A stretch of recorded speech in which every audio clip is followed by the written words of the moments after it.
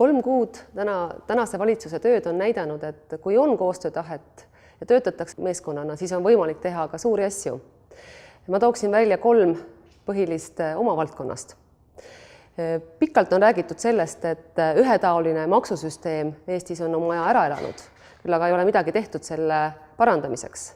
Nii et esimene samm on täna vastu võetud, me oleme otsustanud, et teeme eksportivatele ettevõtetele, kes on energiaintensiivsed, elektriaktsiisis erisuse, et nende konkurentsivõimet tõsta ja nad saaksid luua juurde töökohti.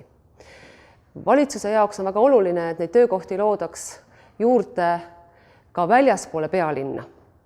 Ja sellepärast on väga oluline, et lisaks sellele, kui töökohti luuakse, et inimesed sinna ka siis tööle saaksid minna, et tekiks elukeskkond.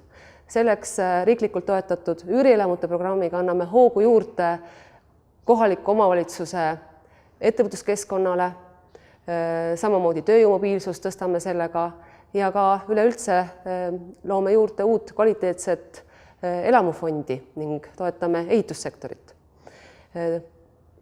Kui me räägime nüüd sellest, et Eestis on digitaalne lõhe maa ja linna vahel päris suur, siis selleks, et seda vähendada, on vaja tulla appi ja aidata rajada kvaliteetset, kaasaegset internetiühendust ka maapiirkondades. Selleks oleme välja töötanud viimase miili toetusprogrammi.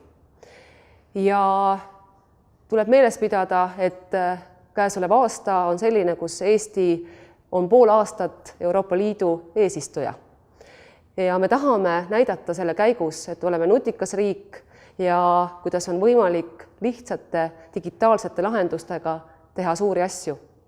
Nii et ärme karda väljakutseid, võtame need vastu.